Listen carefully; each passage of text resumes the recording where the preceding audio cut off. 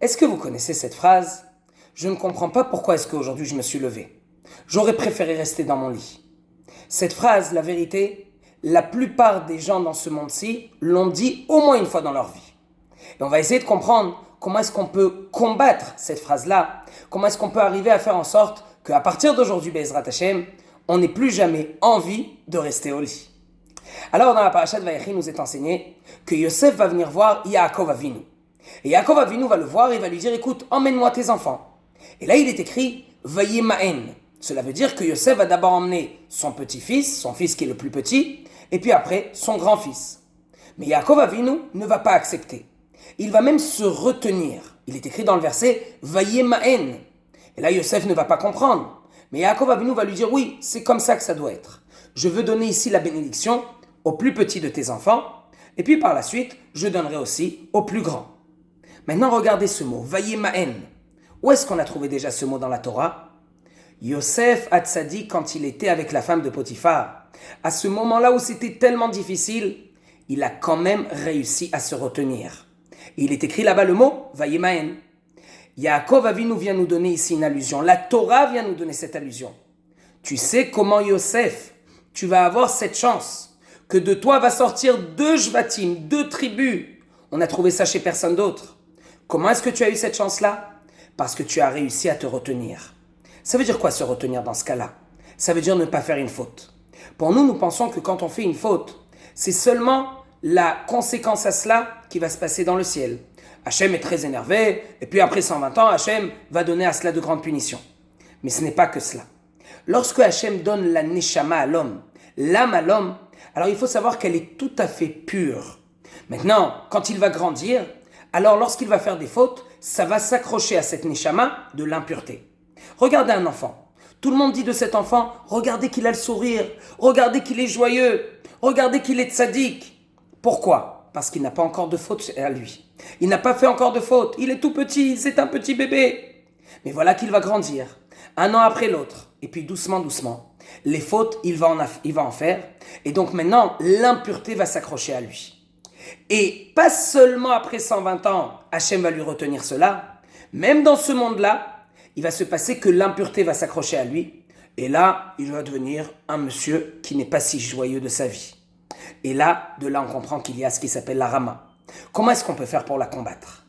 Regardez ce qui est écrit dans le Be'er Etev. Le Be'er Etev nous dit la chose suivante. Lorsqu'un monsieur arrive le matin et qu'il fait la tfila, après la tfila, par exemple, il a 5 minutes pour lui. Qu'est-ce qu'il va faire ? Qu'est-ce qu'il va étudier ? La paracha, la gemara, la halacha. Il nous dit le Be'er Etev, ce qu'il doit étudier, c'est la Mishnah. Mishnah, ce sont les lettres de Neshama, l'âme. Ça veut dire quoi ? Lorsque l'homme revient le matin après avoir dormi, Hachem lui met l'âme à l'intérieur de lui. Maintenant, en tant que parabole, c'est comme lorsqu'on va voir le garagiste et qu'il va mettre maintenant au bon endroit le manoir, le moteur. Celui-ci, il ne faut pas le bouger ni à droite ni à gauche de même quelques millimètres parce que sinon, ça va faire des très gros problèmes à la voiture. La même chose, la neshama, l'âme de l'homme. Hachem, il faut qu'il la mette au bon endroit. Maintenant, pour qu'elle soit au bon endroit, il faut lire des Mishnayot. La Mishnah, c'est ça qui va faire en sorte que la neshama va être au bon endroit de l'homme, à l'intérieur de l'homme, et c'est comme ça que l'homme va être très joyeux ce jour-là, il n'aura pas de rama. Donc nous comprenons de cela, que lire la Mishnah, ce n'est pas seulement bien pour ceux qui sont des générations d'avant, pour étudier les Elohei Nishmatam, pour l'élévation de leur âme à eux. C'est aussi pour nous-mêmes. Nous allons réussir maintenant à nous sentir bien. Lorsque quelqu'un va finir cette fila le matin et qu'il va lire des Mishnayot, ça va lui donner, Be'ezrat Hashem, une très belle journée. C'est ça qui va faire en sorte que pendant sa journée, il n'aura plus ces phrases-là. Pourquoi est-ce que je me suis levé ? La vérité, on va juste rajouter une dernière chose. Le vendredi soir, lorsqu'on vient à la synagogue, on dit les Mishnayot suivantes, Bameh Madlikin ou Bameh En Madlikin. Comment est-ce qu'on allume les bougies de Shabbat ? Avec quelle sorte de bougie, etc., etc. Maintenant, la question est très simple. Lorsqu'on arrive à la synagogue, c'est normal qu'on a déjà allumé les bougies. Madame, qui est la véritable grande madame de la maison, les a déjà allumées. Ça ne sert à rien maintenant de me dire, écoute, tu peux les allumer avec ces bougies ou avec ces bougies. C'est déjà trop tard. Peut-être même qu'on a déjà fait une faute, Ras Veshalom. Mais en fait, ici, il faut comprendre que le soir de Shabbat, il y a un rajout de Neshama qui arrive à chacun et à chacune dans le monde.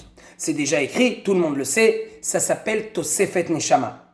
Hachem va rajouter dans l'être humain une Tosefet Neshama. C'est ça ce que le juif a reçu comme cadeau le soir de Shabbat. Maintenant, il faut aussi que cette Neshama, ce rajout de Neshama, arrive au bon endroit dans le corps. Pour qu'il arrive au bon endroit, il faut qu'on lise des Mishnayot.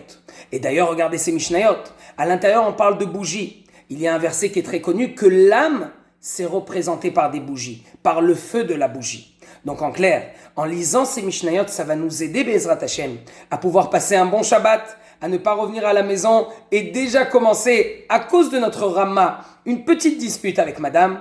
On va réussir à pouvoir être sur le bon chemin. Alors allons-y, rajoutons un petit peu ces Mishnayot. Quand on va rajouter la Mishnah dans notre vie, Be'ezrat Hashem, ça va beaucoup nous aider à avoir une très belle vie. Que des bonnes choses et que des bonnes nouvelles.